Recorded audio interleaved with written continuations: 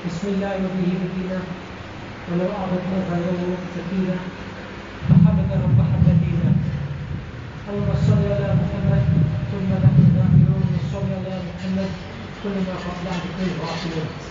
عن عائشة رضي الله عنها قالت أنهم ذبحوا شاة فقال النبي صلى الله عليه وسلم ما بقي منها؟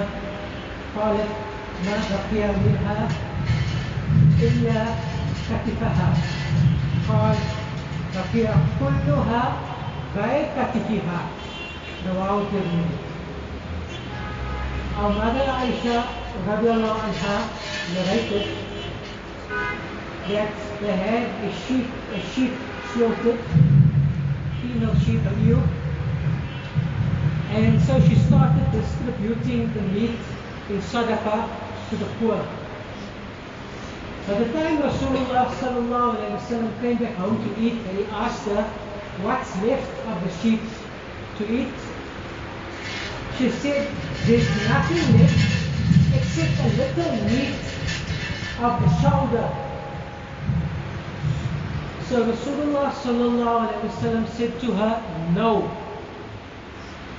Everything of the sheep is still left except the shoulder meat. The exact opposite of what Aisha radiallahu anha has said. So what does this mean?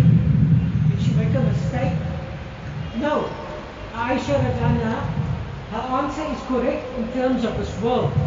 That all the meat is gone, and what is left for Rasulullah sallallahu alayhi wa sallam is only this little bit meat of the shoulder. But Rasulullah sallallahu alayhi wa sallam expects more from our mother Aisha radiallahu anha and us as his ummatis. That our vision and what we see must not only be of what is in front of us of this world, but our vision must be of the akhirah. Rasulullah sallallahu alayhi wa sallam therefore reminded her, no, that all that meat that you gave away in sadaqah, and you say that meat is gone. No, that is actually the meat that is here remaining forever, because that meat, you put it in Allah's bank, you put it in the bank of the akhirah. So that meat, that sadaqah meat, that is still remaining. That you say it's gone, but it's actually still remaining. And that meat that you left for me to eat, I'm going to eat it, and it's gone. So that meat that you say is here, that is actually the meat that is gone. So the very same thing, but a different way of looking at it. So this is not only for our mother Aisha radiallahu anha, and it is not only for when you slaughter a sheep, but this is the way a mu'min should live his entire life. That whatever we go through, we look at this example of Rasulullah sallallahu alayhi wa sallam, that what is there that I can learn, how can I look it with the nur of my iman, not just my eyes, and something that is so simple, something of this world will actually draw me closer to Allah. We do this very same thing in our worldly affairs. That same thing should be our practice in our religious affairs as well. That we're doing one simple thing, but we get double benefit. It is very much possible. Like a simple example, in our worldly affairs, some people, like Mullah Suhaib, have FNB accounts. You get to normal benefits, but these people, when they swipe, they get the e-bucks as well. Something extra with no extra effort. Similarly, in our dini affairs, what can be something very small, if we fix our mindset and the way we look at it with the nur and firasat of a mu'min, that simple act becomes an act of ibadah. What is starting now, we're going into our summer period and our holiday period. We can either pass through this time and just pass through the time with no thought, or that very same things that we are normally going to do anyway in summer or in holiday, but do it as a mu'min. It can become an act of ibadah. It becomes an act that will draw us closer to Allah subhanahu wa ta'ala, something that we can present to Allah subhanahu wa ta'ala on the day of Qiyamah. So speaking of which, Rasulullah sallallahu alayhi wa sallam has taught us about the horrors of the day of Qiyamah, how hot it will be, how people will sweat according to the number of sins that they have committed. Some people will sweat till the ankles, till the knees maybe, will be covered in the own sweat of the sins. Some people will commit so much sin that in their own sweat, they will drown in their own sweat on the day of Qiyamah. So, it is a little bit hot today. If a mu'min just passes through this day, the day has passed, the time has passed, no benefit for his akhirah. But a mu'min who attaches his heart to Allah, he will use this as an opportunity. It is hot. Let me remember the heat of the akhirah, the heat of the day of Qiyamah, and let me get my act in order. Let me avoid that sins which will cause me to sweat and drown in my own sweat. There's nothing you can do about that heat, but if I use and just think a little, the same day will become that heat, and thinking about that heat will become an act of ibadah. When it is so hot, what do? We drink, whether it is a glass of water or whatever your preferred beverage might be. But we try and cool ourselves through drinking. So, one Muslim can just drink, the water goes in, and it's finished, he's got his cool, and there's been no benefit for his deen. Another Muslim, while drinking, he will focus on the day of Qiyamah, that this water is cooling me here in this world. What will cool me in the Akhirah? And he will remember that Rasulullah sallallahu alayhi wa sallam has spoken about the pond of Kauthar, as large as the Arabian Peninsula.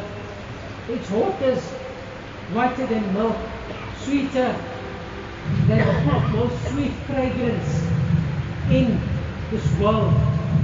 And who will give us to drink from Kauthar? From the hand of none other than Muhammad Mustafa sallallahu alayhi wa sallam. So drinking that little bit of water, but focusing my mind on Akhirah, that water becomes an act of growing closer to Allah, of closer and remembering Muhammad Rasulullah sallallahu alayhi wa sallam.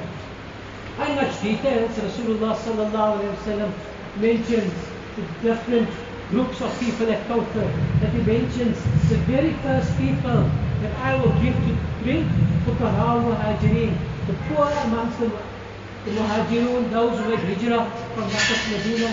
Rasulullah sallallahu alayhi wa sallam describes the scene that on that day it is those people that will come with tattered clothing, covered in dust, disheveled hairs. They gave up everything of this world for the sake of deen, to make hijrah. That through them, through their sacrifices, I am a Muslim today. That Rasulullah sallallahu alaihi wasallam mentions there was such, having no status in this world, that even the blessed feeling of Rasulullah sallallahu alaihi wasallam, those blessed women did not cast a glance at these men. They had nothing of this world. In terms of marriage, the women would not want to glance at them. But Rasulullah sallallahu alaihi wasallam says, these are the first people I will give to drink at Kawthar. The second group of people will be the Ansar, those people of Medina Munawwara who helped the Muhajirun. And then different categories, until the final category of Muslim will be that when it comes to Rasulullah sallallahu alaihi wasallam, the angels will block their way. And Rasulullah sallallahu alaihi wasallam will say, these people are from my ummah. And the angels will say, you do not know what innovations, what bid'ah these people used to indulge in. And then Muhammad Rasulullah sallallahu alayhi wasallam, he will say, Sahkan, Sahkan, get out of my sight, get out of my sight. And if Muhammad Rasulullah sallallahu alayhi wasallam has said to us on the day of Qiyamah, get out of my sight, get out of my sight, what possible hope, where possibly can we go to? So that can be a whole topic of its own. But as a way of an example, in this heat, you are going to drink your water. It can be a simple act of just drinking water. It's finished and transformed into urine. Or it can be an act of pondering over drinking the water from the hands of Rasulullah sallallahu alaihi wasallam. What is my spiritual state? Am I imitating the Muhajirun who sacrificed for this deen? Am I imitating the Ansar who helped for this deen? Or is my spiritual state so low that Allah save us? Can it be that I will be of those people that Rasulullah sallallahu alaihi wasallam will tell me, Sahkan, and get out of my sight? These simple acts that we can do, it will either be a normal act of this world that passes our time, or an act that draws us closer to Allah. When we travel, think about it, that when we mount up on conveyance, what is it that we have been taught to recite? Subhanalladhi sakrana hada wa ma kunna lahu muqrinin wa inna ila rabbina lamunqalibun. Wa inna ila rabbina lamunqalibun. Just this part, specifically in this dua, but we think of it, every dua that Islam teaches, whether from the Quran, Hadith, in one way or the other, is this: وَإِنَّا إِلَىٰ رَبِّنَا لَمُنْقَلِبُونَ, and verily we are traveling towards our Rabb. Every dua we recite in one way or the other is a reminder that I am leaving this world, I am traveling towards Allah. So whether I go into my car now and go to a short across the road, or whether I'm going on a long holiday in summer holidays, going to Durban, Cape Town, wherever it might be, did I recite this dua? Did I think about the meaning of the dua? And just as I'm traveling, do I take this lesson of Rasulullah sallallahu alaihi wasallam to heart, that my every journey is a reminder about the journey to the Akhirah? Did I fix up my life for this journey to the Akhirah? Just like when I travel in this world, I pack my baggage, I pack my ticket, my visa, my passport, whatever is necessary for that circumstance. Am I in the same way preparing for my journey to the Akhirah? Or is my journey to the Akhirah secondary and unimportant compared to my worldly affairs? No problem in going to your worldly affairs if done according to Sharia. But that journey that just goes and passes and the time is done, what benefit is there? But that very same journey, done according to Sharia, reciting reciting the dua Rasulullah sallallahu alaihi wasallam taught, pondering and fixing our heart and gazing with the gaze of a mu'min, that very same journey is not a wasted 12 hours, a wasted 2 weeks, a week, a month, whatever it is, that very same time becomes an act of ibadah that draws the slave closer to Allah, something that you can present on the day of Qiyamah. I traveled, but I traveled to Allah as your obedient slave, not as a forgetful slave. Did you ever think of this dua? Do we think that Rasulullah sallallahu alaihi wasallam rattled his words without meaning?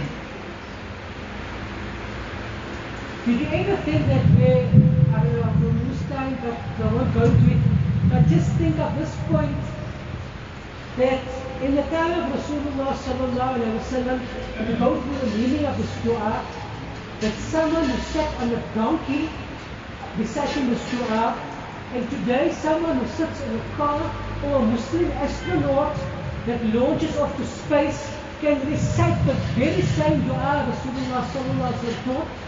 Is this not proof? Did you ever stop to think, amongst other things, that is this not proof of the truth of Rasulullah sallallahu alaihi wasallam?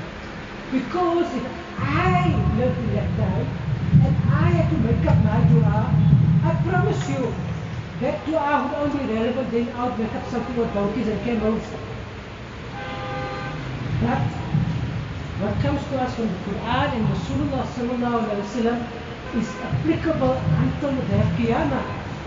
Is this not proof of the greatness of Rasulullah sallallahu alaihi wasallam?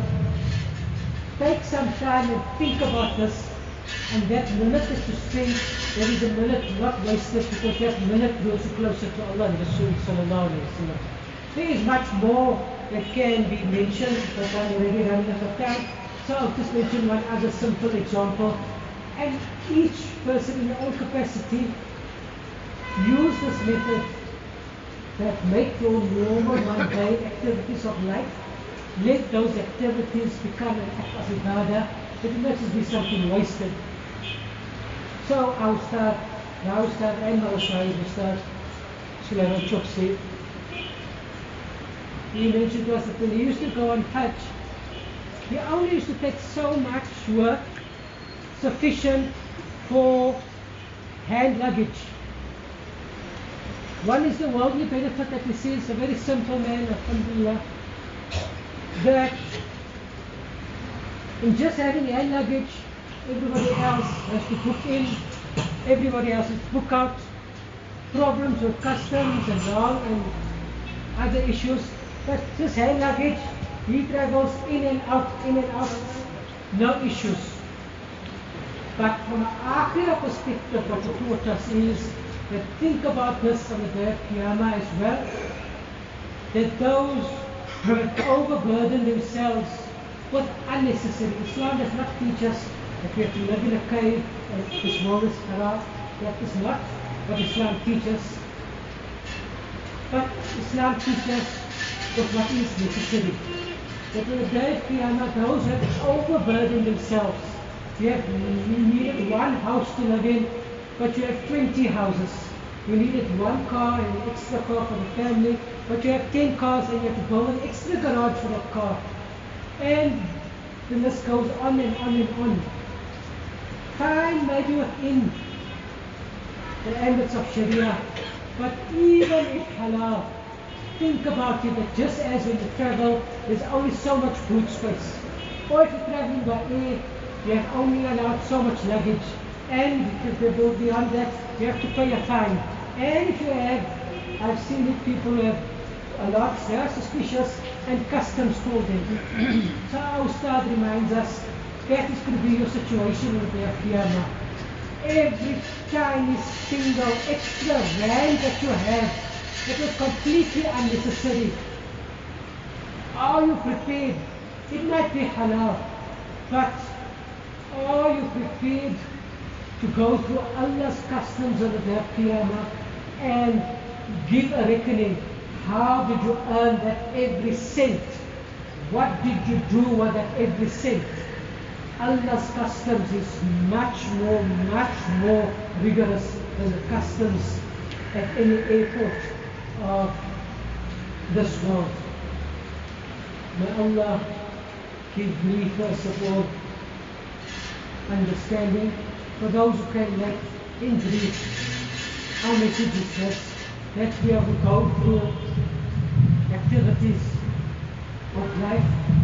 As a Muslim, those activities we can pass through, it will have no benefit. But as a mu'min, look at it with the nur of Iman, that same act that you did will be benefit of you, inshaAllah.